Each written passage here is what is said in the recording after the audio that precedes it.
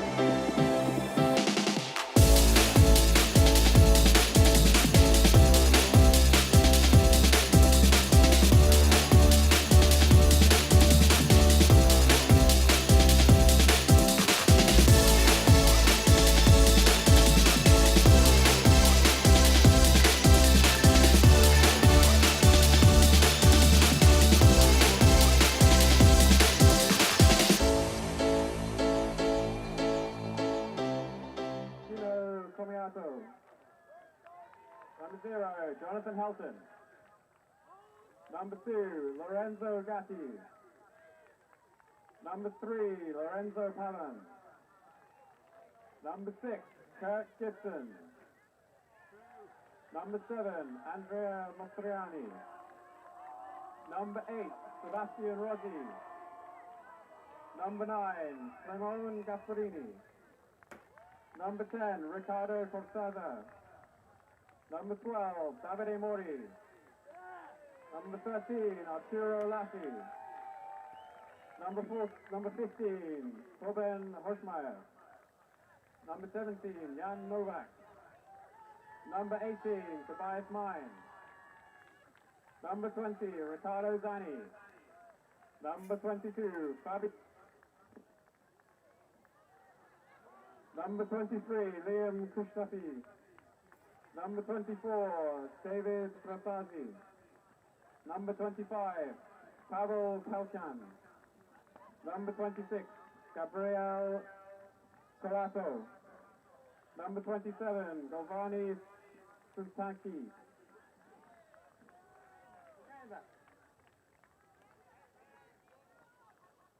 Come on, there we go. Number 29, Davide Pirati. Number 33, Eduardo Tombretti. Number 38, Alberto Casanelli. Number 50, Riccardo Venturoli. Number 72, Orion Carroll. Number 88, Alessandro De Luca. And number 97, Luca Tognetti. Give it up for Christoph Fotta and Clapham.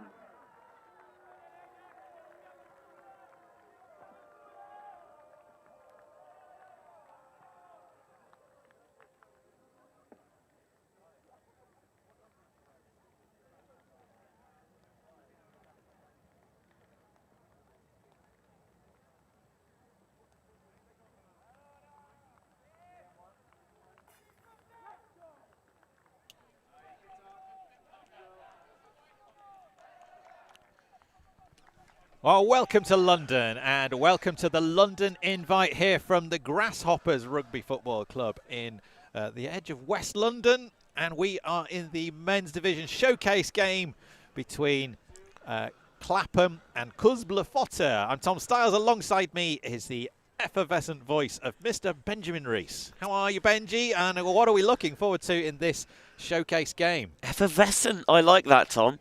I'm absolutely buzzing right now. Lovely time had by all in the women's showcase game. Oh, on the stats for that. Thought. Actually, I can see why teams track this sort of thing. It's quite insightful, and now ready and raring to go for what I think is going to be an absolute barnstormer. Clapham and CUSB Fotta, a rematch of last year's EUCF final, a rematch of the EUCF final in 2019 as well. Two sides have split those games.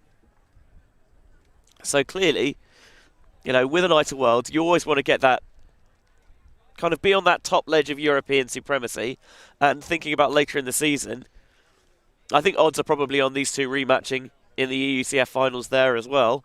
So this could be a huge marker for these sides for the rest of the season. Time is running. I think because they do play each other so often, there's bragging rights to be played for here as well. Both these teams want to be seen as the best in Europe. Only one of them can be. Who is it going to be tonight? Here in London, it has been breezy, and right now the wind is coming right to left as you look at it from our camera. So it's coming from the right to the left and slightly away from us. Previously, before that, good evening everybody, it was coming much more across. It's been a crosswind sort of day all day here on the show pitch, and it's made for chaos. Lots of teams really struggling to maintain possession for more than a couple of passes. And we saw that in the women's showcase game as well, Benji. Yeah, your esteemed co-commentator Rachel Douglas earlier christened the far sideline the sideline of death, which I promptly scoffed and said that was overdramatic before the disc was immediately turned over. So it shows what I know. Teams have really struggled to get it off that far sideline so far today, but the wind has dipped a little bit slightly. You mentioned it's a little bit more diagonal rather than that straight crosswind, so maybe that will open up both sides of the pitch a bit more for these two sides here. Yeah, in sight of Heathrow Airport, and you see some planes drifting over to our right as they approach the double runway over in West London. We're not far from the Great West Road.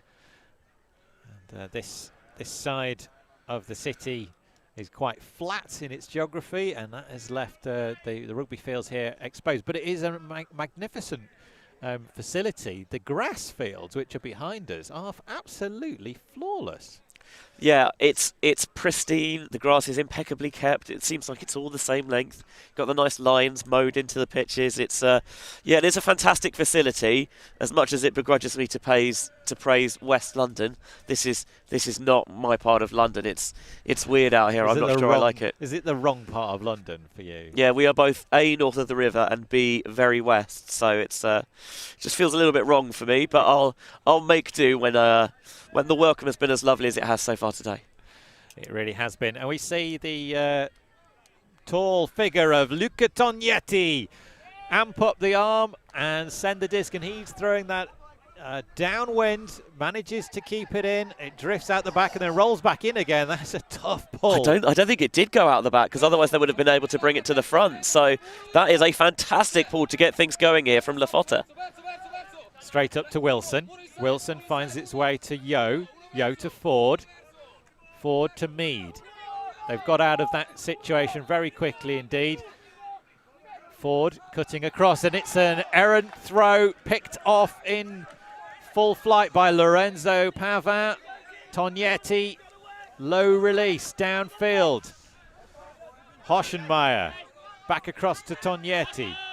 Big arms raised, the 50 shirt of Venturoli. Early error there from Clapham. In that tight window, you've got to be so pinpoint precise with the throws. And that time, Mead maybe taking liberties, trying to leave the receiver a little bit too much. And Pavin was right there to pick it away. Nice heads-up defence for trying to stop the disc getting its way to Calderotta, but doesn't manage it. Big reset disc around to Cable. Pressure from Yo. Jolt of the shoulders from Santucci. Tognetti again, trying to find a way around.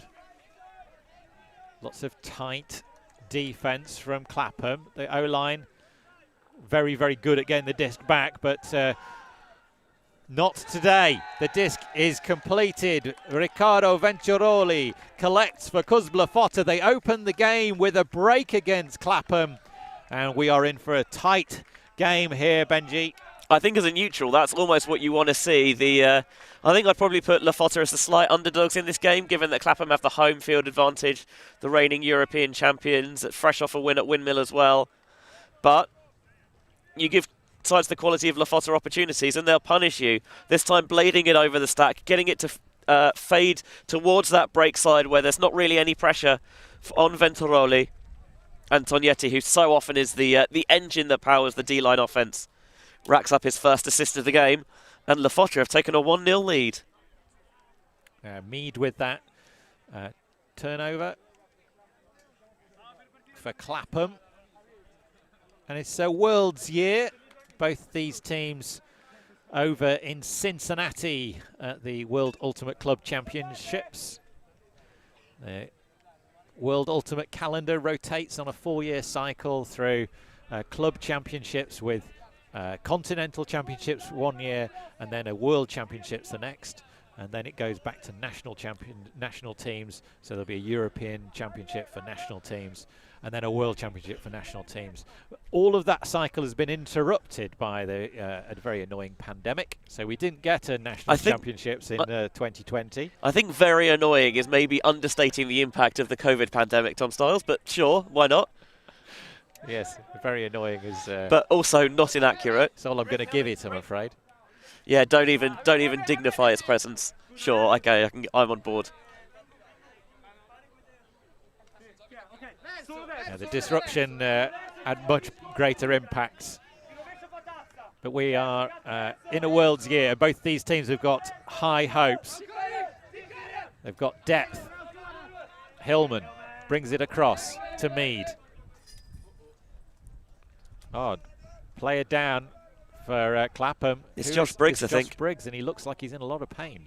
I didn't see what happened. Did you, Benji? I'm afraid I was looking. I was focused more on the disc, and I didn't see what was going on downfield. He's clutching the back of his head here. Let's have a look at what happened. He was in the... Briggs is... Oh, the camera drifts off it, and I don't think we're going to see what happened here.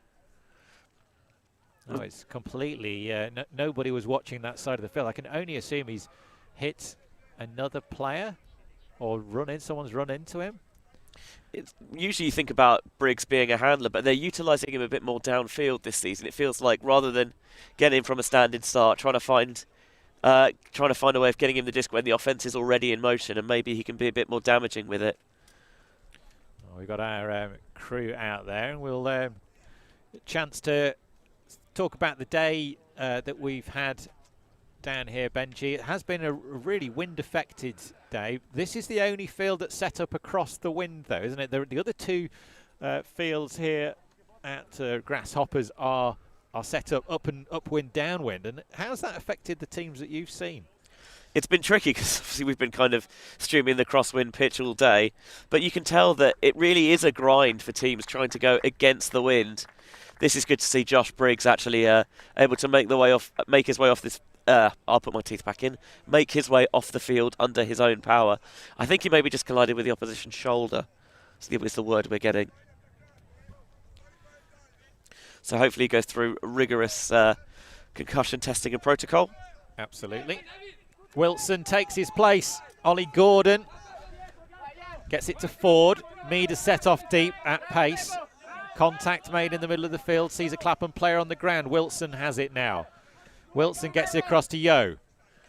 Yo back into the hands of Wilson. Wilson sends it into the end zone. There was a huge bid that came in, but Mead collects a Clapham hold downwind. And that wind is going to be a big factor. Can either team score upwind in this game? Wilson coming in place of his old University of York teammate Josh Briggs, and immediately just Clapham's offence looked like it didn't miss a beat. That stoppage did not seem to interrupt their rhythm at all. Wilson putting a little bit of air under this one as Mead accelerates toward the sideline to make the catch. Wilson, of course, not the first member of his family to play for Clapham. No. So it's Conrad Wilson. Magnus no longer on the roster, is he? He was playing at Windmill, but not playing this weekend. I don't know if he's playing Worlds. Well, I think he's at Masters this week, playing with Magic Toast. Have I made that up? I might have made that up. I feel like that's right. I'm sure I've seen that. We have the Masters roster on the system, so I can. I actually do. Yeah, I've just realised I can sneak away, can't I? Yeah. Well, tell you what, I'll do it. Mysteriously on the back end of things. Yes. It's totally seamless. No one will ever know the difference. Yes, it is also the World Masters Ultimate Club Championships happening at the moment in Limerick, where Ulti TV is providing WFCF's coverage. We've got one pitch for the first few days, and then our team from London ferries off to Limerick. Ferries off, yes. Where we have two pitches for the second half of the week. Yeah, he is. He's playing with Magic Toast. which historically was a mixed team, but now in their reincarnation form, they are an open team. Big bid coming in, what a grab! Simone Gasparini, horizontal flying Italian across the rubber crumb surface for a grab. It was a hero maker of a pass, and it just created its first hero. Well, put a little bit of spice on the throw, because I think I've said this in the past, that often it feels like Fotta really kind of ride the waves. They can, they sometimes take these emotional plays to really kind of power themselves up, get into motion. And although that's not the number on his roster, that looks suspiciously to me like Goose Helton putting that deep to Gasparini for the score. And that'll put that puts Fotta up 2-1, and I think it is notable that Fotta have a couple of international imports playing with them. Yes, they do. Should we talk about the international imports? So one, Jonathan Goose Helton, and number 6, Kurt Gibson. Now, I think from what you've just said, it might be that Kurt is wearing Goose is wearing Kurt's number, according to the roster. And I don't know if I've seen Kurt Gibson, actually. Orion came, I think it's another international, as another player who's come over as well. They've got a couple of Czechs on the team, Novak and Pelikan, and the German, who was a World Games alternate, Torben Hernschmeyer as well. He's all playing for MUC earlier in the season at Vienna spring break. Although with Boyton-Müller struggling with knee problems, I don't know who's going to take that spare spot, as on the sideline of that high floaty pool, Slaughter just skying Goose and giving the crowd a little bit of entertainment.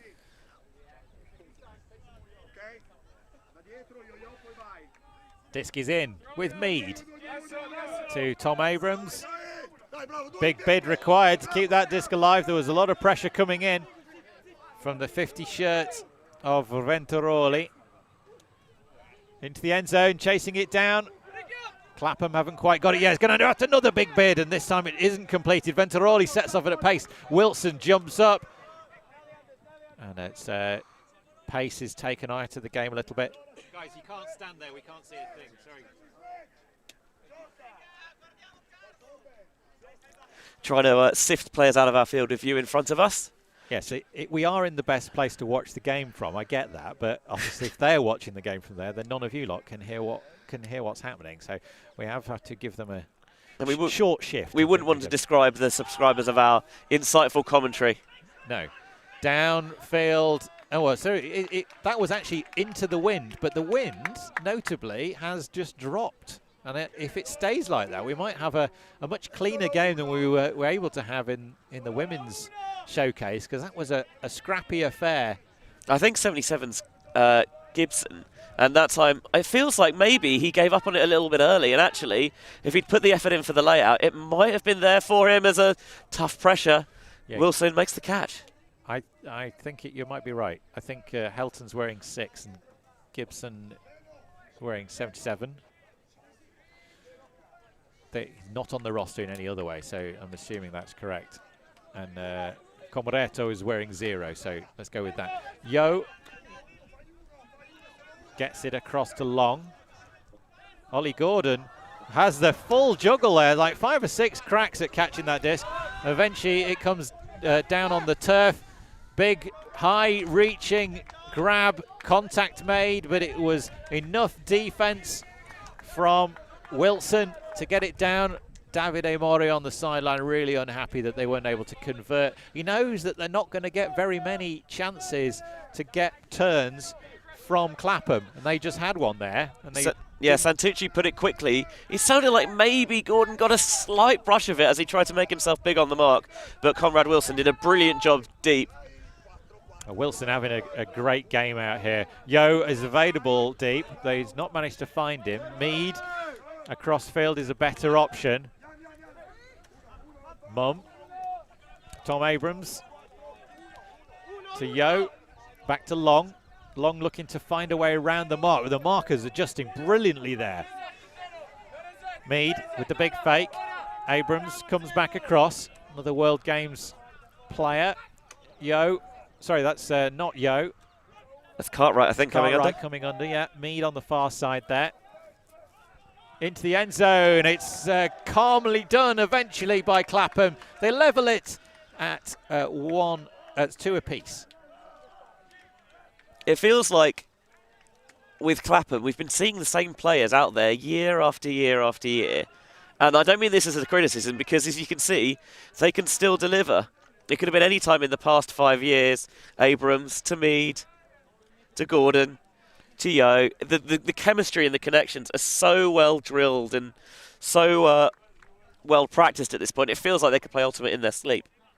Yeah, it's interesting you say that, because that's the one thing I think that Fotta have really had going for them, is because they have this city-wide network of recruitment through high schools and college. They have the Red Bulls, which allows them to give their kind of development level players access to the highest level Ultimate. They always have this constant upward stream of exciting youngsters coming through. Davide Morri just coming across to say hello to us in the commentary booth. Always nice to see him. Yeah, the Bologna Ultimate program. This is not just limited to the open sides, but to the women's sides as well. With Shout, it's such a hotbed of Ultimate, and as you say, they're continually bringing players up through that program, getting that elite level experience. So when they make the jump from Red Bulls to La Fotta, it's not a problem for them. They've seen it all before. Clapham used to have a similar sort of thing with Tooting Tigers, but at the moment it feels like sometimes making the jump from other clubs to Clapham can be a big step up sometimes. Absolutely. We can talk about that a little bit more in a minute, but Gasparini with the disc, it's going to come back. Travel perhaps? Didn't see a hand signal. DeLuca.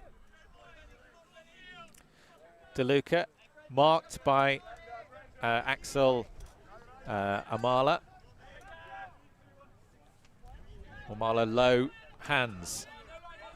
Ben Funk comes to take the mark, gets that foot up, just dissuades the shot downfield. Coming to take up the mark is Alex Lakes for Clapham. DeLuca on the disc for CUSB Fotta. Oh, he had a look at it and then took the second chance, but that was coming in with some pace, and Mastroianni could not quite contain it. Absolutely the right look, because Mikhail had slipped trying to defend. Mastroianni was open, but I think he was guilty of looking at the next pass, and it just thunks off his chest. What a grab. Amala just reaches out into the sky, but could not resist throwing that. DeLuca drop in her hand, and it's a turnover. CUSB earning it back after the Mastroianni mistake on that hot disc coming in. Big pressure from Slaughter. It's a disc into space. There's going to be plenty of time to catch it in stride. And it's great work from Simone Gasparini with his second point of the game. CUSB taking a 3-2 lead. And Sebastian Rossi, this number 8 for La Fotta, keep an eye on him, because he is a big play machine.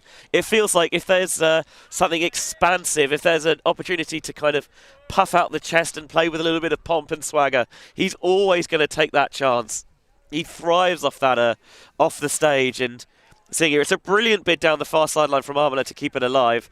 And then, if you believe in the conservation of greatness principle, this is some pretty good evidence for it, because he tries to continue it down the line. And DeLuca really just stuffs him at the point of attack with that point block. This one was zipped in from Pelican into a tight window, a couple of players there, and then while Slaughter's kind of backpedaling on the mark there to try and make his presence a little bit bigger, Rossi takes the opportunity to lash that flick deep and give La Fotta the lead. You mentioned bringing the young players through. I was going to say, yeah, go on. A few of these names I recognise from having commentated them at the international youth levels at various EYUCs for Italy, and you're seeing again those players getting that international, that top-level experience. As hello, the little slide tackle to catch the ball from Wilson. That was really nice, wasn't it? The seconds matter at this level. They really do. Cristofoli with the face mask, red hood. It looks like he's just got off his motorbike, doesn't it? With that, it's quite a strong look. That's one way of putting it, yeah. I'm not sure if it's going to distract the opposition, but so far Clapham seem quite relaxed as the sunshine makes its first appearance of the day. Oh, hello. I haven't seen that in a while. Just catching the Justin Ford tan. Very nicely done indeed from Ford to Wilson into Cartwright. It's exciting stuff in here at the London Invite. The host team, Clapham, getting it back on even terms with 3 apiece. What they're trying to do is they're trying to split that deep defender, make them make the decision by having Wilson and Cartwright really spread out on those sidelines, forcing them to pick one way or the other. And if you're caught in no man's land, a little bit of indecision, Justin Ford absolutely rifles this flick. Blades over the top. Defender Novak suckered a little bit, feels like he can get a bid there, but Wilson does the right thing, doesn't wait for the play to come to him, goes and attacks the bid, goes and attacks the disc, and then there's no defender there. All you have to do is just take the breath to set yourself, backhand across the end zone to Cartwright, and we're level at 3 apiece. Oh, it's very exciting stuff. I was just going to say, Benji Rees alongside Tom Stiles here in London under the sunshine, and it's long overdue. It's actually been quite chilly today, which is... not what I was promised. No, I looked at the weather forecast earlier in the week, and it definitely said wall-to-wall sunshine and a perfect London afternoon. Well, I'm particularly annoyed because I have packed a boatload of warm, wet weather gear because I'm going to Limerick next week, and the forecast is not great. And I neglected to bring any of it today. Yes, Ulti TV stretched across Europe this week. Here in London Invite for the best teams that will be playing out in the World Ultimate Club Championships later in the year. Already the 3rd time this season that we're at multiple events at the same time. And that's all thanks to the support we get from our patrons. Just donating a little small monthly amount. It all adds up and it makes all of this coverage possible so you can watch it free to air. And right now, that is bringing you Clapham in the black and CUSB Fotta in the white. These 2 superpower ultimate sides. A big bid required from Laffy, but he just drops the body onto the turf, keeps his eyes on the disc and guides it into his hand. That is a flip that you could not have thrown 20 minutes ago. It would have disappeared somewhere. Mastroianni again. Finding a way downfield. There's going to be some pressure. That's just going to carry. That's going to carry out, and that is a turnover. We've not had many in this game. I'm counting. We had 1 point where there was 2 aside. So there's been, what am I making that? 8, 10, 11. There's been 11 turnovers in the game so far, but... Good maths. Counting. It's harder than you think at times. As someone who was just spent the entire game the previous game, happily tracking stats. Counting's tricky. Don't underestimate it. That's the word I was looking for. Thank you. Okay, we're a team, Benji. Bringing it to the disc, bringing it up to the line now is Hillman. Hillman, one of these players that Clapham will sometimes use on offense, sometimes use on defense. Just kind of flipping between the lines as is required. Yeah, he's always had an excellent ultimate brain. Came through under 23s in London 2015. He was on that side. And the coaching staff there highlighted him to us as somebody that just, understands the game so much better. They get it. They get it, yeah, absolutely. And regardless of your physical presence, if you have got an ultimate brain, it's a very valuable thing.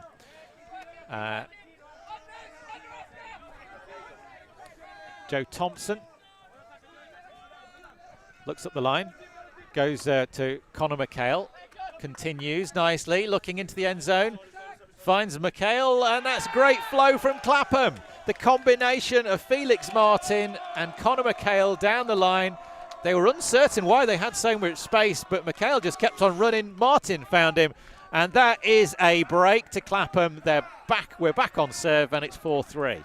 Honestly, that pass is so well judged. You could, you could put it in a wig and stick it on the bench. It is perfectly judged. McHale goes towards this near sideline. Martin, you can see they go around to stop the flick, and just sits that out there enough so that McHale can milk it into the end zone. But if you put too much air under that, you've got Mastroianni and Helton close by, and those are 2 defenders that would be more than happy to send that disc back the other way, but just gets the perfect way to pass on that. It is, as some of our Irish friends would say, a buttery biscuit of a backhand. What I really liked there was Felix Martin's sort of semi-fake. He just gave enough of the shoulder to get Fabio Coppi to bite, just to get him out of the way, and opened up that channel, because he didn't. He was on a backhand, stayed on the backhand, but he just gave enough of the shoulder to make him look like he was going to go out for the sidearm. Here we go and see it again. Oh, we're not going to see it again. No, because we're about to pull. But yeah, I see your point. It's not always about giving the, the big, demonstrative, powerful pump fakes. Sometimes it's just a little shimmy of the shoulders, a flip of the hips, a change of the weight that gets the defender doing all they need to get them out of position. Now the long legs of Axel. Amala comes racing down to get onto defence as CUSB Fotta exchanging passes on their own end zone line, not where they want to be. And they're coming back into the wind. And the wind has just picked up a little bit again. Clapham breaking into the wind, and that flick is going to catch the wind. Oh, and it just dived ahead of the receiver there. It was Davide, it wasn't Morri. It's a Ryan Cable. Oh, it was Ryan Cable, yeah, just on the 72 shirt. He was ready to catch it, and it wasn't where he thought it was going to be. Thompson now floats it forward.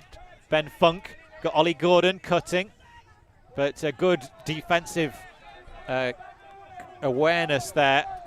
Just running back, taking away the option. Funk. And in the front of the end zone, it's 2 breaks in a row for Clapham. They've punched in the downwind, and then they've gone and punched in the upwind, and then they've punched in the downwind to match. They're ahead. They lead this one 5-3.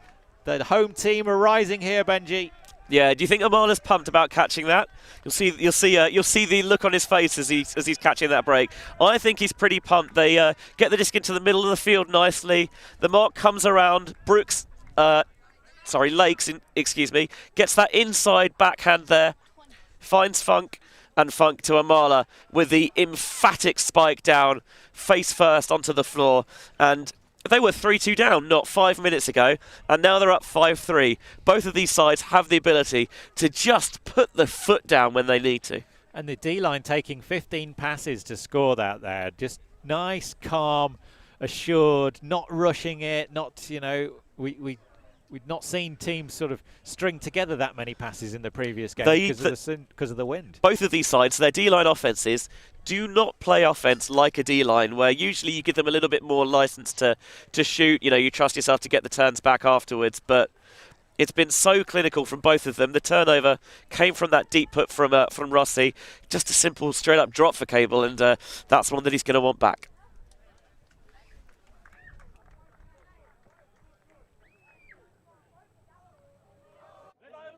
Meistering immediately launches it deep, got the shot down. No! Don't you dare do this! Finney! Oh my God! Who let you move to Europe? This is disgraceful behaviour. I didn't realise you had a check, doppelganger. Don't you look at the camera like you know what you did. The receiver had no chance to actually check his feet. Seems like everyone will agree. We are a group of ultimate players, coaches and video enthusiasts. We've worked with the major federations and the greatest events. We're on a mission to make Ultimate huge. We want our videos and live streams to be free to watch. We want to make stories that not only reach you, but also reach people outside the Ultimate community. Like and subscribe, Ultimate TV, the best in the world. Become a member and fund our work to cover more events in the future and to bring more stories and live coverage to the eyes of the Ultimate world and beyond.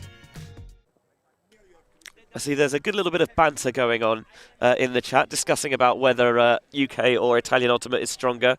And a certain Mr. Joe Y, I don't know if that name rings a bell to you, saying something about Clapham not being able to close out games. I wonder if he's got any experience of that.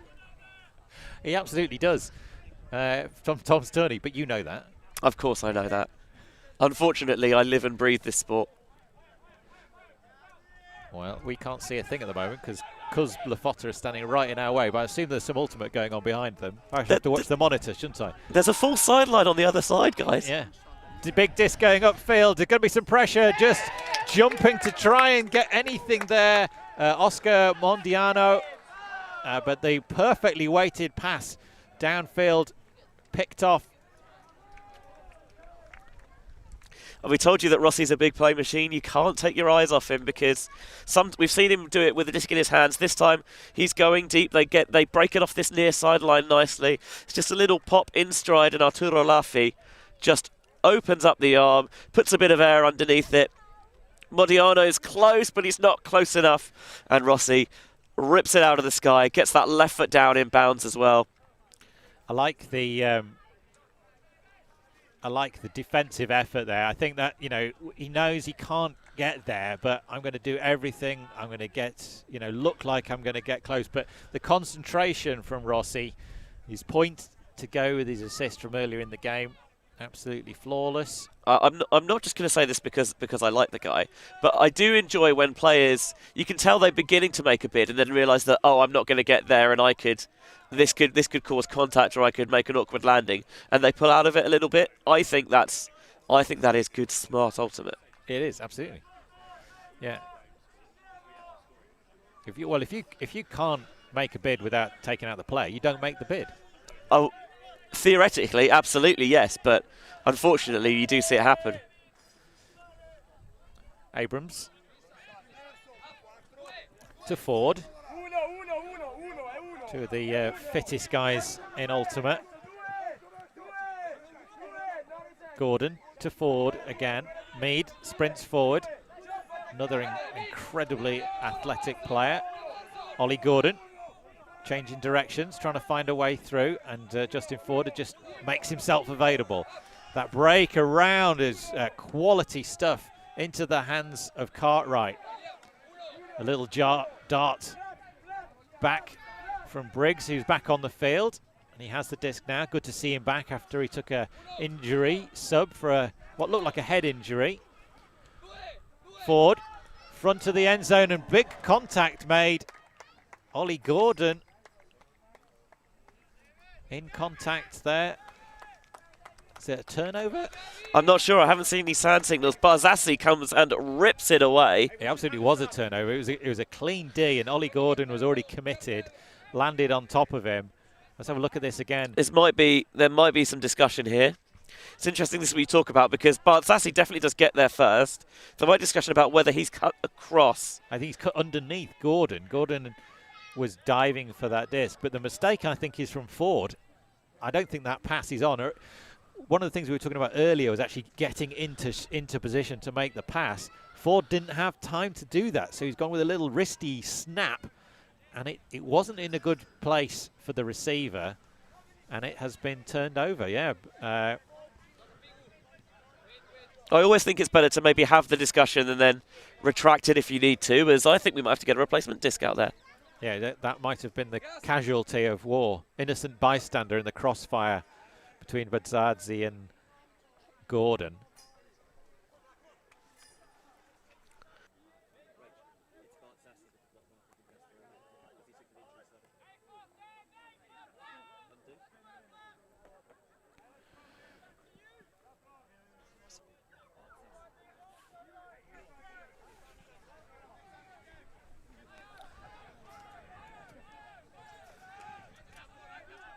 Back in the end zone. Clapham looking for anything they can get. Is it a grab? It is a grab. It's Callahan. And there's going to be some conversation happening here, because was it the 90 shirt of Tognetti, 97 shirt of Tognetti, just having an argument about that? Not an argument, a discussion. A discussion, my bad. Conrad Wilson coming up with what might be a block and a score. Get out of the way, Ash. Here we go. See it again on the replay. I mean, are they arguing about whether he was in or not? I'll tell you what I can see, and it is pretty much nothing. Nothing. No. No, and it wasn't someone on the sideline. It was. What's the point of having replay if you can't use it? Can we see the top angle? There's the top angle. Right. Let's have a look at this. Is he in? It's close. They're saying the Callahan stands. Yeah, a diving layout, Callahan. There was enough. I mean, he looked like he was coming down face first, and his face was definitely over the line. Whether that was his first point of contact, we can't tell you. I wonder if it's one of those, it was cool enough that we'll say it was good. Yeah. It certainly was. Oh, there's a nice rainbow that started over towards our right-hand side as well. Look at that. Everything's coming up London. Can we get the rainbow in shot, somebody? It's beautiful. Yeah, it's much better than Justin Ford's frosted tips, which, I'll be honest, I thought went out of style decades ago. Here we are, have another look at it on the replay. Wilson, you can see there, he peels off a little bit to sense that undercut. Gets in front of it. Santucci's the intended target. And did say that Clapham's O-line, they can play good defence, and that's good defence. It is right there, yeah.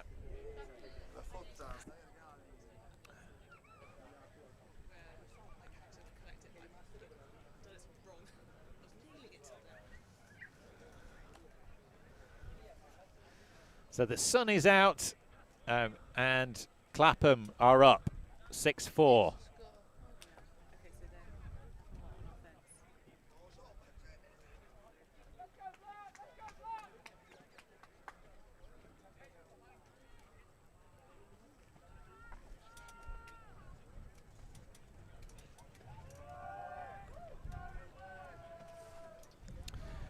And disc sent downfield by Clapham, just lands outside, and hopefully if the camera just pans up a little bit, there's a fantastic rainbow.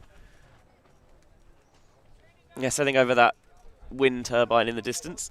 We saw a lot of teams earlier on today struggling with pulls out of that far sideline. With the wind dropping, it seems like they've nailed it, but old habits die hard, I guess. Trying to find a way back. Bit of contact, shoulder to shoulder.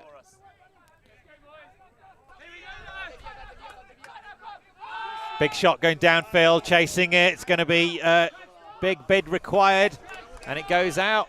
But a fast cut from Oscar Mondiano, chasing it down. Yeah, if Rossi's not going to try and put the playmaking bid in, it's probably a bit too far, because it feels like he throws himself at everything. And it was a decent look, but just the edge of the disc just continued to push it towards that far sideline, and got suckered in a little bit too far underneath it. Walking it to the line now. Amala gets the tap in from Prodi. Across the sideline, McHale. Right in the deep corner. There, wind right in his face from every direction. Gets it across. Charlie Butt gets the disc back to McHale and across to Hillman now. Scurrying around, trying to make space. Looking down the line is Amala again. Mondiano. Oh, the rising fast pass to Felix Martin is not completed. Martin will be cross with himself for that one. Looked pretty straightforward, but in this wind, those discs do come at you quickly. And now he's got to flip the switch and try and play D again. Rossi looking for something forward. Finds a fast cut of DeLuca. DeLuca spins it back. Rossi. Oh, the disc was not, it was intended to go to Rossi, but exactly the problem that we've seen all through this game. Opens up the arm, Charlie Butt's the target. He's going to have to sprint hard to get there. Oh, what pace and what grabs from Orion Cable. Just ate up the ground, long legs, powerful running, and got ahead and got up, and nothing that Charlie Butts could do. The disc from Amala was pretty spot on, Benji. Yeah, I thought this was a good look, but he's got these long strides, and maybe he just loses it for a second, can't locate the disc, and so he slows down. Meanwhile, Cable's got a read on it all the way, matches him stride for stride, gets his nose in front, snatches it away. You're right. I think, yeah, Cable was already at full pace as he got onto that disc, and Butts was having to still accelerate towards it, and it's a timeout. So this is an oddity. Mastroianni calls the timeout, but I don't think they've got a timeout to call. So it's back. It's two. You add two to the stall count. 2 to the score, but stall there count. was no stall, so it will come in on 2. Yeah, from 3. From 3. Okay. Because there's never a 0 count. It always starts at 1. You can see the rainbow now. There we go. That's a brilliant shot. Who's on cam 1? Well played, Belan. Looking for a pass forward. Finds one up the line. tight mark. Having to go back around again, DeLuca. DeLuca fully expansive, missing out the middle person in the handling line. Sends it across to Rossi. Rossi's got DeLuca cutting forward again, the hood dangling out the back, long sleeves. It's a chilly night here in London. The London invite. Bologna in white, Clapham in black. Zani through the middle. Orion Cable just couldn't get his hands down to it. You saw the advantage of being the big man at the other end where he took down that D, but that just dropped at the last minute below his fingertips, could not collect. I think he does. I think, and if this is an understandable read, that's going to sit up a little bit longer. But you mentioned, you're right, it does just drop a little bit more suddenly at the end, and Cable can't get his hands on. Incredible action here. Amala just passes it off to Hillman, who catches and celebrates. What reactions from the number 8 shirt. The disc tipped off the top and he had to go for it, and he did. And then he had the presence of mind to dish. It's another break to Clapham. They're leading this one 7-4. This put goes up from Martin, and he just shows too much of the underside of this to the wind. But Amala's got steps. It's the right decision. It feels like he has position as well. Defender closes the door well, but you don't catch your D, and this is what happens. The player, Amala, he's so switched on there, heads up, lays out, catches it, and then, as you say, presence of mind, doesn't get flustered. We saw earlier on the far sideline, had a brilliant layout save and then got point blocked afterwards. This time, stuff your conservation of greatness. I'm just going to pop it for the assist anyway. What form on that layout from Axel Amala. That was absolutely brilliant. And this pop cut, there's 3 CUSB players around and about. Hillman's just sprinted through the middle. Good vocal communication from him as he does so. Gets the little pop pass. And CUSB have got some work to do here. Clapham are fighting hard in this game. Any scoring pass that you throw backwards feels weird, but is also quite a nice feeling to have. It's like, I don't need to throw this forward. I'll just pop it off and let someone else do the work. Yeah, fans watching this game around the world thanks to Ulti TV, but also here at the London Invite. Tickets have been sold. I think they had nearly 200 tickets sold to people who were able to come in. There was day tickets available. You could also buy tickets to this pair of evening showcase games. We had Yaka and Iceni, and then in the women's division, and then here in the men's division, Clapham and CUSB.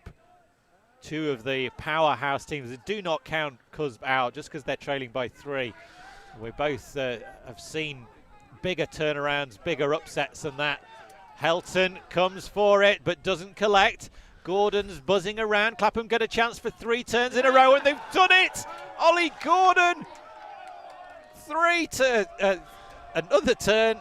This is great stuff. So there's 3 points in a row, 2 turns in a row, and Clapham have got double the points of La Fotta. Yeah, half time now, 8-4. Didn't Clapham run away with this quickly? Tognetti, this is just a rare error from him. He puts it too far in on that inside shoulder. Ollie Gordon with those long arms gets the block and then continues his cut towards the end zone. Gets the book ends for the double happiness, and Clapham have an 8-4 half-time lead.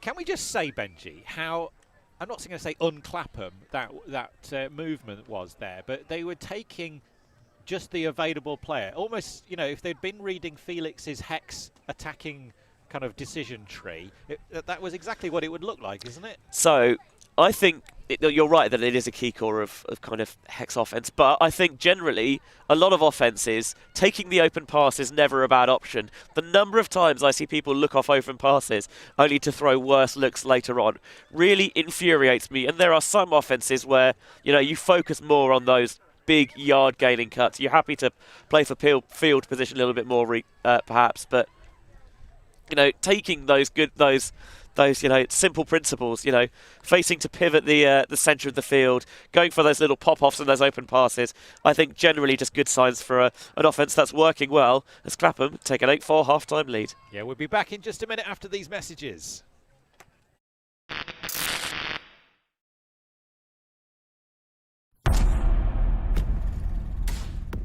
I love working with a team towards a common goal. For the camaraderie. Camaraderie and playing with my teammates. I play for my team. Teamwork and the connections that I can build on and off field.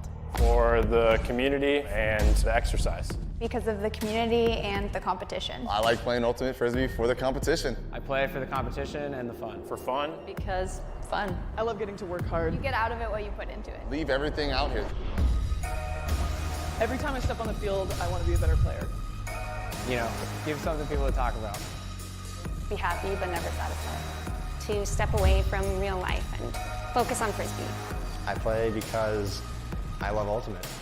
Find your drive. Find your drive. Find your drive. Find your drive. Find your drive.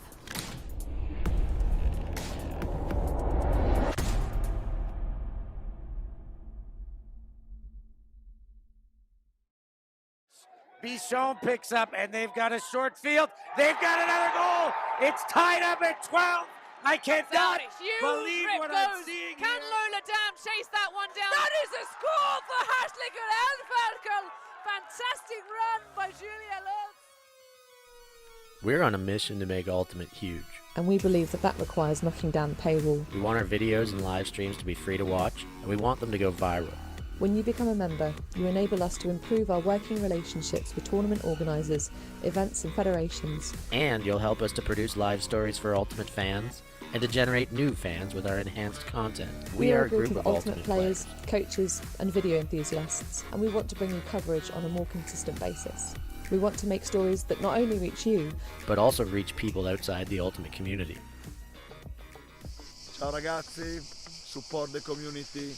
Let's subscribe Ulti TV. There's lots of the videos, posting, everything. Check it out. They are the best one. Woo! If you want to grow Ultimate Sports, become a member of Ulti TV. Regardez Ulti TV. Deviens un membre d'Ulti TV et fais grandir ta communauté. Top Ulti TV. Följ eroginkime Ultimate Vandromene. Si quieres ayudar a Ulti TV, puedes ser miembro de Ulti TV.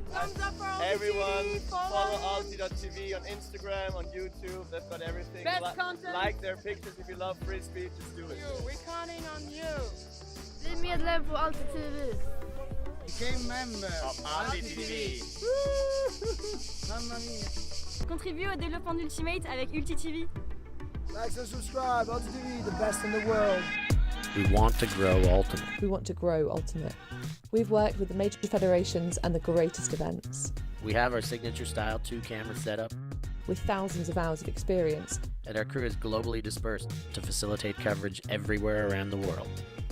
We can also scale back our broadcast with just one elevated camera, or scale up with 2 fields, 2 cameras, and 2 commentators on each.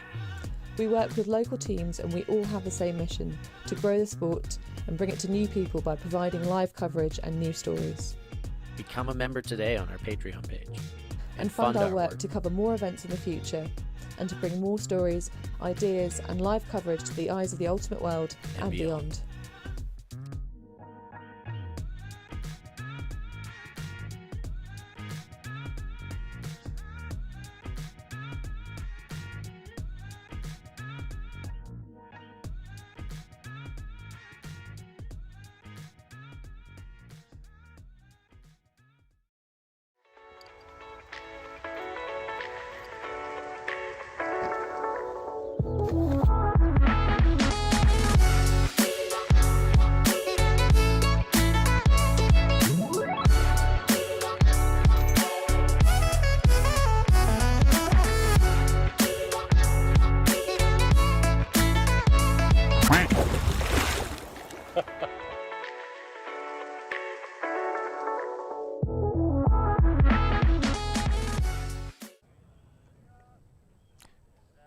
Welcome back to London Invite, the final stop for these World Championship club sides on the way to Cincinnati. Here it's Clapham versus CUSB. Clapham have made an incredible final few points into the second half. They were at 5-4 and they've just gone 6-4, 7-4, 8-4 into the half. That's how you want to finish a half. Do you want a little bit more than that? They were 3-2 down and they've gone on a 6-1 run to take the first half 8-4.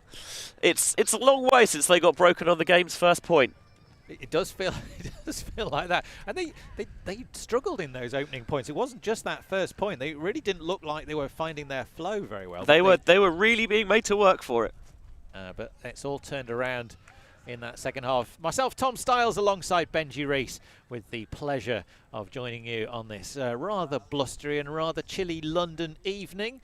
West London is the home of the Grasshoppers RFC, where we're being hosted by Clapham and the London Ultimate Scene. It's been a really good day. Just 3 fields here at the complex, but that's been enough to host 16 teams.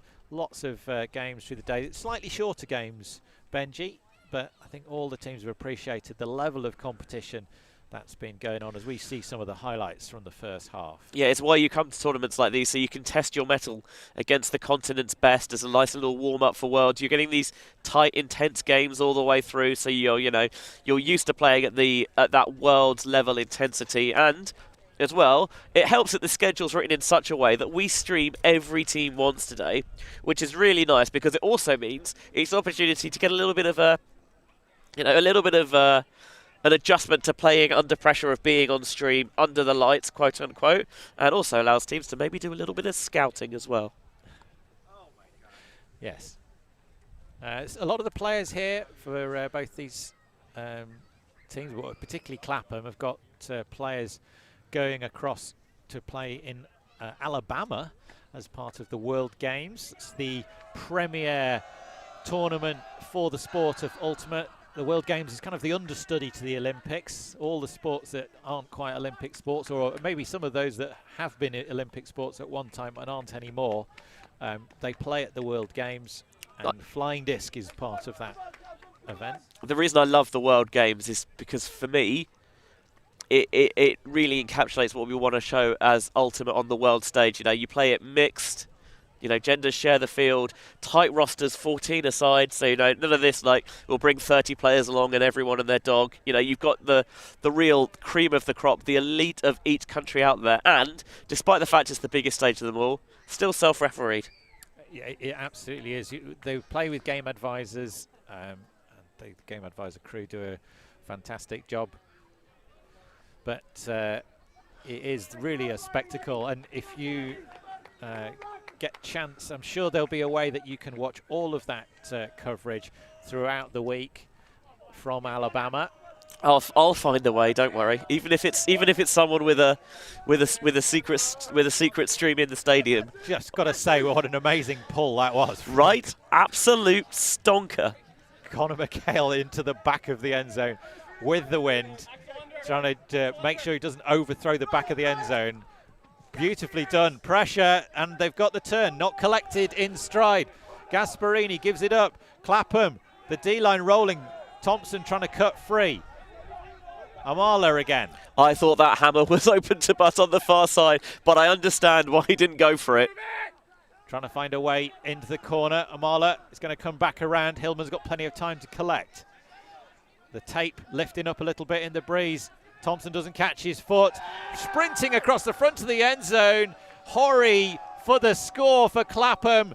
They've scored 4 points in a row, and they are whipping CUSB Bologna at the moment. 9-4. 7-1 this run now for Clapham, turning them over, and then again their D-line offense. It doesn't look like your traditional D-line offense. You know, they make good decisions, they swing, they reset when they need to, and they've got supreme throwers.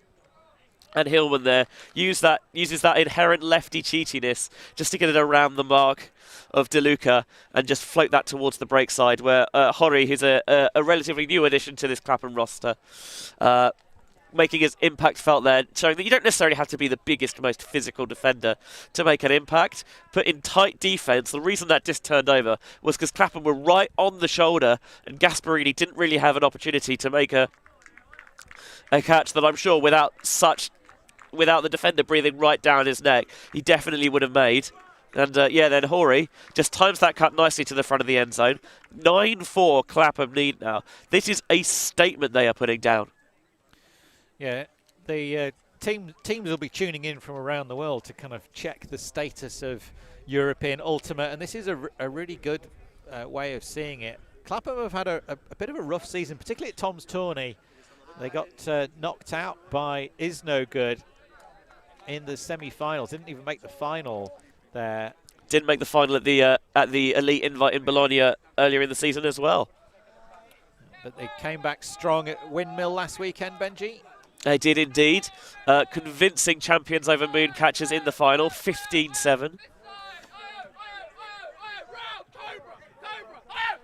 Cable for Bologna. Downfield, oh, Hillman was in a whole world of hurt if he'd been caught there because he was about to get sandwiched. But it's looking flowing now because lots of passes. The wind's dropped off. They've got a bit of space, making it count. That intensity from Clapham is so difficult to live with, but they can't last. They can't maintain that sort of right on the heels, and CUSB keeping the disc moving. Mum is shouting himself hoarse on this sideline, Tom Abrams. He's shouting Cobra quite a lot, I've heard. I don't know if that is some defensive positioning, I am imagining. Comments in the chat if you know what Cobra means. Cable. And into the end zone now, short, not quite there yet. CUSB looking for a way through, and eventually they do. They make it into the hands of Alessandro De Luca. First point of the game for him. And this is not so much a kick spike as an absolute punt spike from De Luca. Clearly there is frustration among the Italians, and I find that Alessandro De Luca, for a relatively younger player, is usually so calm and composed, although it is weird seeing him not wearing a 5-panel hat. But even he can sometimes just, actually I would say let it boil over. He doesn't let it boil over, he just finds the right opportunities to take it out. You're seeing there on the screen a graphic showing some of our now 361 patrons. I think I'm in there somewhere. I hope so. I'm in there somewhere. Maybe not on that. Maybe not on that slide. But thank you to all of our Patreon supporters for making this possible. As little as a cup of coffee a month, or a pint of beer a month, or whatever your liquid currency of choice is, can help allow Ulti TV to bring free Ultimate to the masses. And whether that's as a most basic member, all the way up to the ultimate clubs like Ranelagh and Hardfish, or kind of the ultimate sponsors like Maddox, Cameron & Co., the Ultimate Board Game. All of your support is so richly welcomed. And make sure you like and subscribe to our YouTube channel as well. Partly because that allows you to get involved with the various back and forth going on in the live chat. Straight downfield, it's going to be reeled in. Oh, beautiful disc. Just a rotation of the core from Alexis Long. Spins it across the London sky. Magnus Wilson awaits, and very quickly Clapham dispatching another point. They've been off the field for 4 points, the Clapham O-line, plus a decent length half-time in the middle. And often when that happens, you see that there's a little bit of rustiness that just creeps in as you're not quite as engaged in the game. Apparently not if you're Clapham, because that is absolute money, the put from Lexi Long. Alexis Long just makes that look absolutely effortless. For me to throw that disc, what's he thrown that? 60 metres downwind? Maybe more, maybe 70 metres downwind. But he just looked, all came from the core. And getting it floating, getting the angle right, seeing Wilson sprinting free. 2-pass, clean hold for Clapham. Dominant performance out here.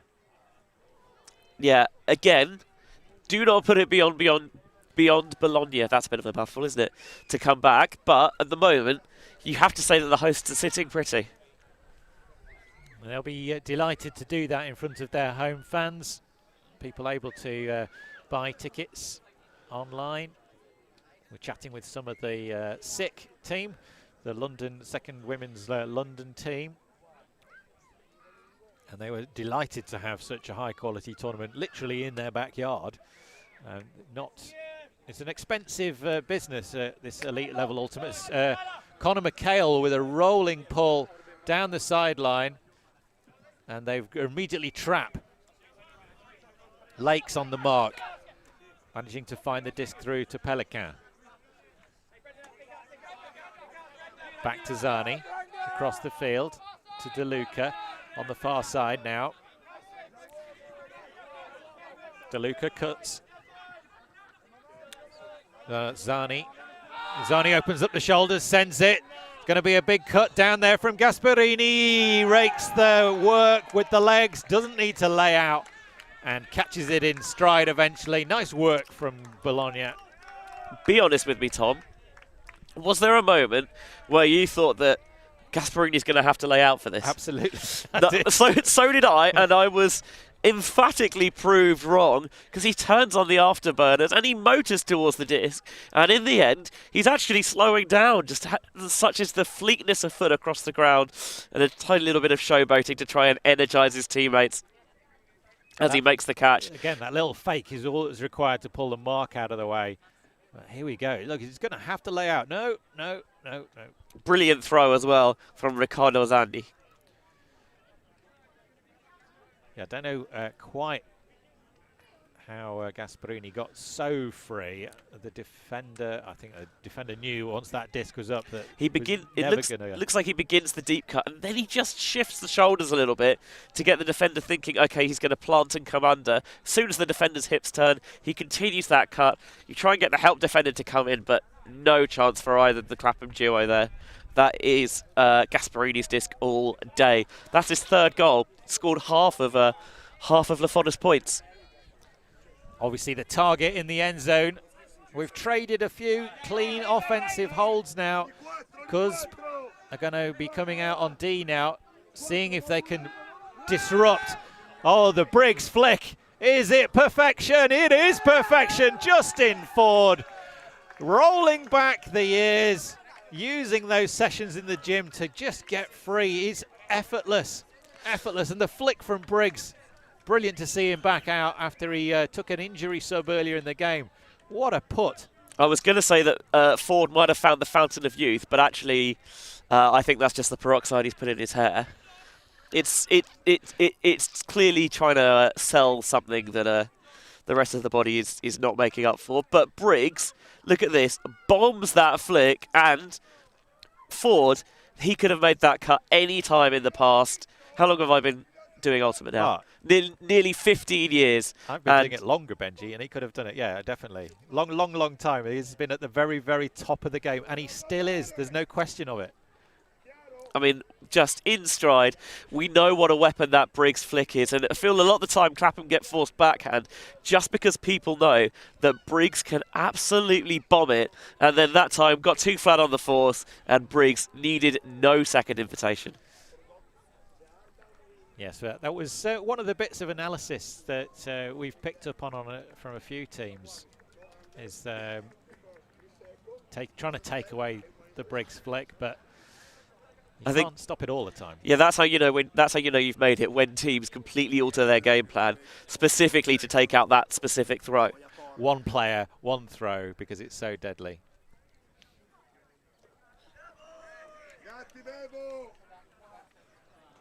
Mikhail pulls that one out on the sideline. Not his finest work. That's the first time we've seen Mikhail throw a bad pull in a while. Guys, we can't see while you're standing there. Can you move?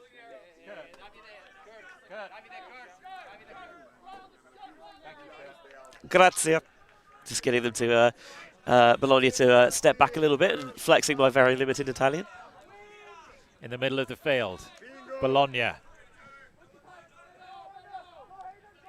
Quick adjustment from Zani. Gets it across.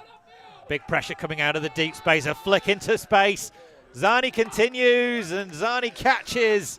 And it's a nice put downfield from Sebastian Rossi, his second assist of the game. How effortless did he make that look? A lot of players, you want to try and weight this throw deep. You've got to really utilise your full body, get that trunk moving, get the torsion going in the right way. Rossi, nah, it's just a casual, nonchalant flick. Just like having a chuck around in the park. He doesn't even seem interested, but it is right on the spot. Zani through the last assist for Fotta, and now he's got his first goal of the game as well. Just the one turnover in this second half came on the first point. Clapham turned Fotta and then put it in. And since then, both sides have been completely faultless on offence. It's quite notable, actually, just looking at the stats, how widely spread the statistics are for Clapham. I think that's, I don't know if that's something they've actively worked on, is to use more of their roster or just spread it around a bit, but there's points. I think there's only Conrad Wilson that's got 2 points. Every other point has gone to a different player. So I think this is partly a function of the fact that Clapham have got a lot of breaks, and generally you rotate more players through on defence than you do on offence, so you're kind of got more stats to distribute round, whereas if it's your O-line all the time, it's the same 7, 8, 9, maybe 10 at a push players that get on the board. Clapham's O-line back out now. Wilson. Backhand into space for Yo, coming underneath. Ford on the sideline. Tognetti for company. Maybe a push-off or a pick, perhaps. Yo's going to get back into position. So Yo, for a player who's not necessarily known for being a thrower, I just so rarely see him get a throw out of place. He kind of knows exactly what he can do with the disc, and nails it. Ford. Distributing wildly to Abrams. Yo. Those 3 players, Ford, Yo and Abrams, all on the World Games side for Great Britain. Yo cuts up the line. Abrams looking round for Ford. Milks it. There's been a pick called. Yeah, there's a very large Clapham contingent in the GB World Games squad, as you would kind of expect from the country's top open side. We'll be interested to see how those players make the adjustment to playing mixed. Absolutely can't wait for World Games. Going to be fantastic to see the tournament. Abrams looking for a way through. Yo cutting. Ford cutting. Eventually gets the reset. Again, Yo coming out of the deep space. Just the 3 handlers rotating through that space. I am putting Yo as a handler in this particular set. I think that's how he's certainly acting. Yeah, it's not where you usually see him, but he's more than happy to come underneath, provide that outlet option, and just keep the disc moving. Oh, it's a lovely movement, lovely switch of play. Yo going back across, not quite getting into the end zone, but just playing a little bit of 1-2. Justin and Ashley Yo waving the disc around, conducting traffic there. Wilson before he eventually finds the pass into the end zone, and it's put into Alexis Long eventually with his first point of the game. Magnificent stuff from Clapham. Guys, there's like an entire pitch to play with, and you've got 7 players aside, and yet it seemed to be 3-on-3 right in the front corner of that end zone. That was like an indoor point, wasn't it, really? We saw that sort of thing.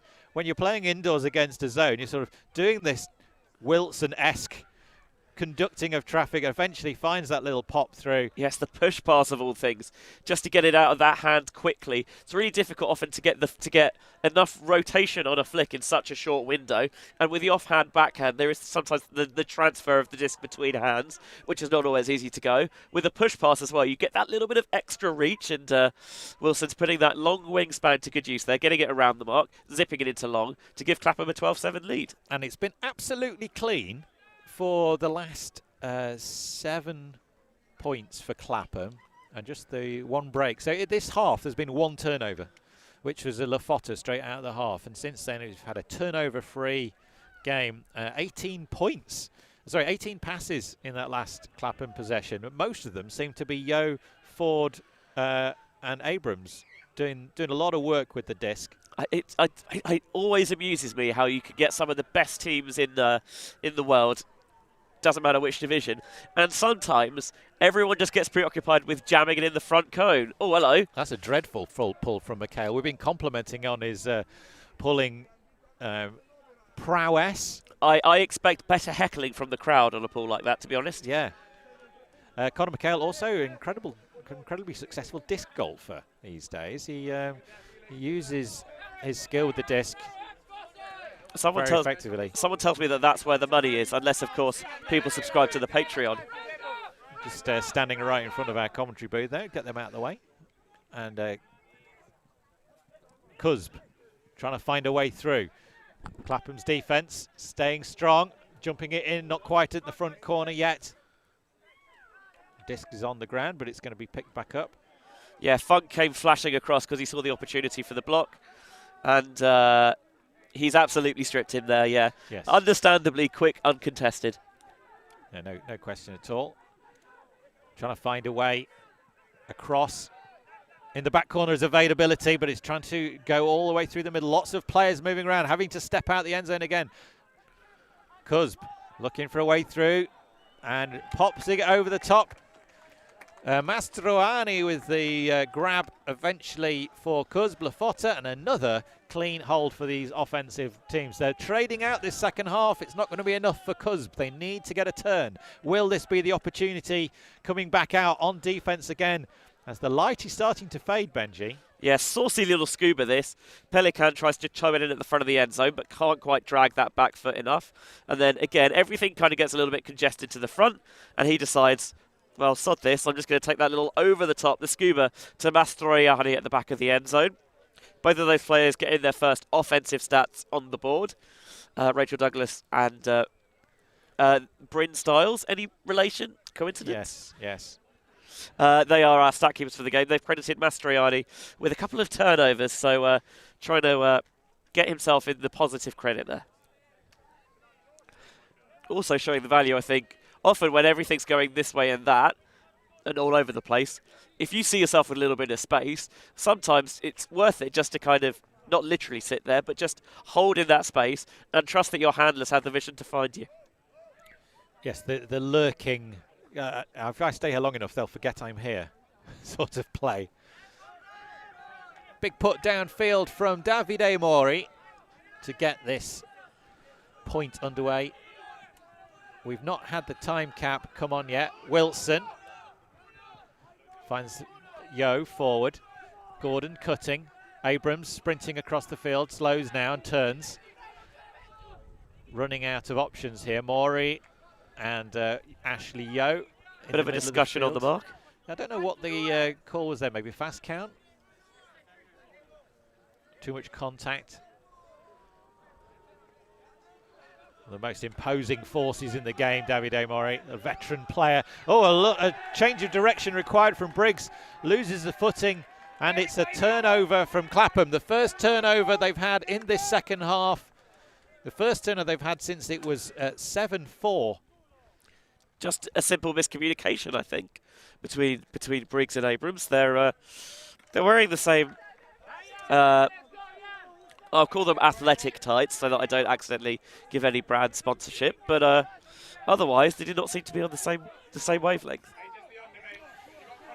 We get to see Clapham's O-line's defense again. Tognetti to Morri. Getting it back.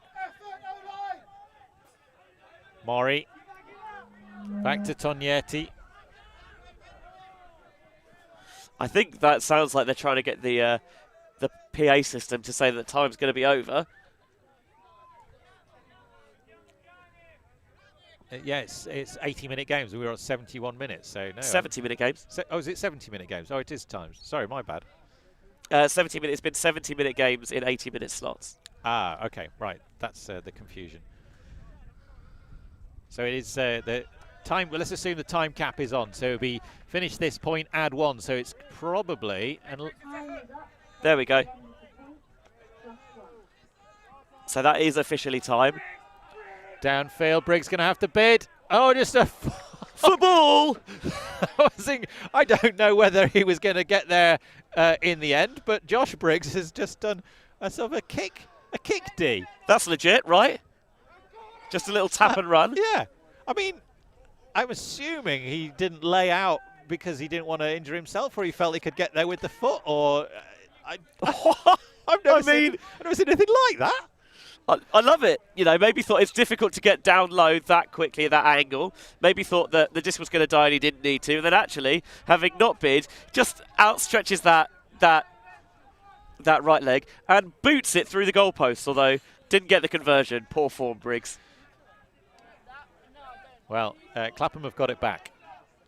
So, CUSB, having had a chance to maybe take a break, maybe get one chance to get back into this game, they've given it back with that shot. And the Briggs foot D, although I be very much a 50-50 chance or even less than that for CUSB to collect that in the end zone. Briggs now, again, just trying to move the mark off with the fakes, trying to get himself free on that flick side. McHale darts the disc through to Mead. Mead back to Briggs. And waving hands is going to stop a stoppage in play. Just going back to that D, unorthodox as it was, if he didn't get that, there is a chance that CUSB would have done so. Again, why take the risk? Oh no, absolutely the right thing to do. Just the most unconventional way of doing it. I think your call is right. He didn't expect there to be any pressure, didn't bid, and then when he realised, oh, hang on a minute, if I don't get some contact on this disc, he's going to catch it. So I better do the only thing I can do at this point. We worried he had a head injury early on, but he seemed to be thinking clearly enough there. Absolutely. Not that I'm trying to make light of potential head injuries, of course. Ford gets the disc down to Yo.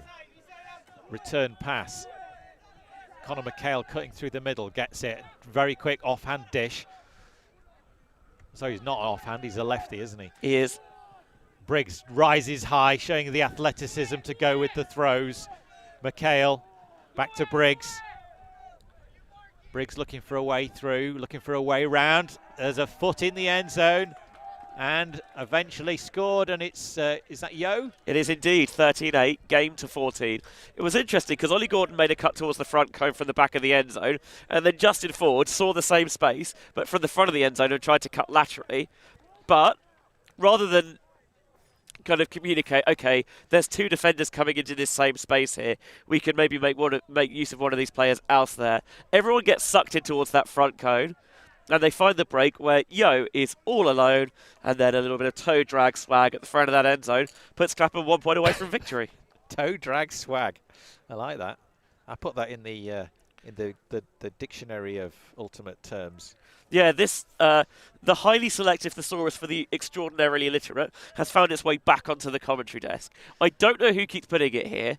If anything, I'm slightly offended, but fine. Oh, I'm liking this. I'm going to get this out more often.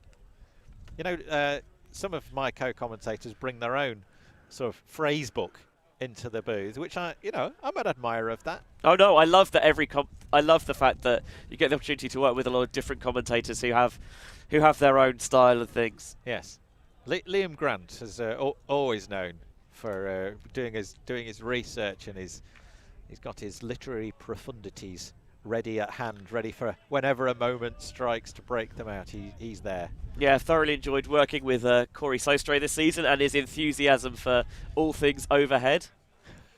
What a man. And honestly, it's whoever we get in the booth, it's been wonderful. We've added a number of commentators to our team this season, including Corey, including Rachel Douglas, who has been a most welcome addition. Ditis Malderis was with you at Tom's as well, and ever growing the Ulti TV family is always nice to see. Big put into the end zone. Who's going to be underneath it? Charlie Butts. Oh, another chance for Orion Cable to show his aerial prowess.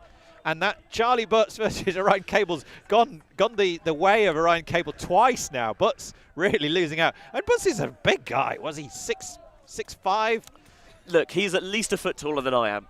Not that that's necessarily saying much, but this is very much put it up to the big one deep and see if they can repay the faith. Got a little bit of separation, but Cable just holds up ever so slightly. He really gives himself space to attack it, but gets up high. Cable just gets up higher. His legs are so long and powerful. The way he carries himself is really quite extraordinary to watch him run. He's taking half as many strides as most of the other players out there. Yeah, this is the thing. Like, I don't think. Well, I am slow. I'm not going to pretend that I'm not. But for players like, for shorter players compared to someone like that, you've got to run twice as far. It's so unfair. Oh, Benji. Tom Styles alongside Benjamin Rees here in the London Invite. It's Clapham, the host team of this high-level tournament in the capital city. The road to Cincinnati continues from here. Well, this is the last stop, the last chance these teams have to test themselves, to try out their strategies, to work out where they're strong and the weak. Maybe not to show that all of their cards. They know that these games are going to be streamed. They might want to keep a few things back on the training field.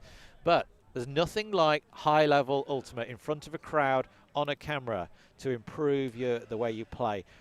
CUSB have come across from Italy, bringing some international additions to their line. The likes of Kurt Gibson, Goose Helton, Torben Hornschmeier also on the line, and adding that to their star-studded cast of Bologna locals. Yeah, I make it 5 different countries: Italy, USA, Austria, Czechia and Germany, I think. Wilson, again, always that first pass from the handlers, looking for Wilson, coming out of the deep space. They know they can't let him go deep because he's so deadly. And now a downfield shot. And it's caught on the end zone line by Yo. Was he in or was he not? I think he is, and we think that is game. And Clapham have won the London Invite Showcase game.